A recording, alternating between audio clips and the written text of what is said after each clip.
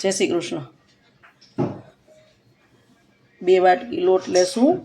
ઢોકળાનો જે આપણે દળાવીએ છીએ એ દરદરો લોટ છે, આ 2 વાટકી લીધી છે। મારી રીતે હું 3.5 વાટકી ચણાની દાળ અને 1.5 વાટકી ચોખા એ રીતે દળું છું। જો ઘરે આપણે દળતા હોય તો ઘંટીમાં એ રીતે, નહીં તો જો પલાળીને પણ કરી શકીએ, પીસી શકીએ। 1 વાટકી છાશ લેશું, મીડિયમ ખાટી લેવાની છે। મિક્સ કરી લેશું।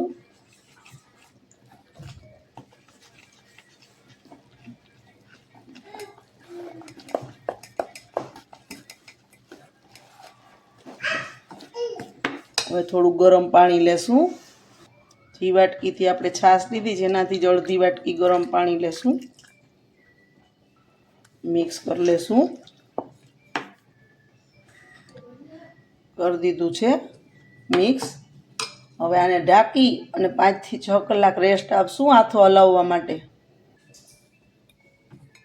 અને આથો હલાવવા માટે મૂકી દેશું। મેં 6 કલાક આથો આપેલું રેડી રાખ્યું છે। એમાં મસાલા કરી લેશું। જો આ આથો આવેલું કેવી જાડી પડી ગઈ, જો 1 ચમચી મીઠું લેશું, અડધી ચમચી લાલ મરચું પાવડર, અડધી ચમચી ધાણા જીરું, અડધી ચમચી હળદર। 1 વાટકીમાં ગરમ પાણી લેશું 4-5 ચમચી જેવું, એમાં અડધીથી ઓછી સાજીના ફૂલ લેશું।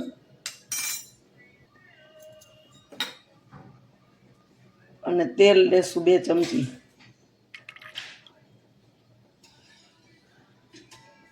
મિક્સ કરી લેશું બધું।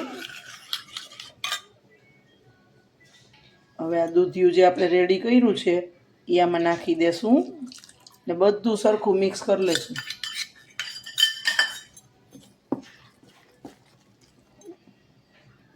જો કેટલું જાળીદાર ફ્લફી થઈ ગયું છે એકદમ।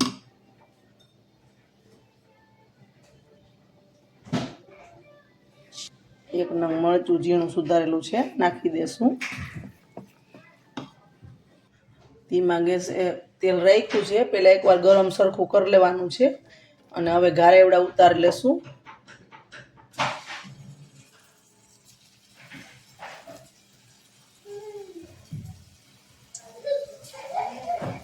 એકદમ પકાવી લેશું, બ્રાઉન કરી લેશું। જો આવા તળી લેવાના છે, બધા આ રીતે તળી લેશું। તો તૈયાર છે આપણા ઘારેવડા। એકદમ સરસ લાગે છે, એકવાર જરૂરથી ટ્રાય કરજો। ચા સાથે સરસ લાગે છે, કાચા દૂધ સાથે સરસ લાગે છે। મેં લીલી ચટણી સાથે સર્વ કર્યા છે। અમારા ઘરમાં બહુ જ બને છે, મારા બાપુજીને બહુ જ ભાવતા। એકવાર જરૂરથી ટ્રાય કરજો।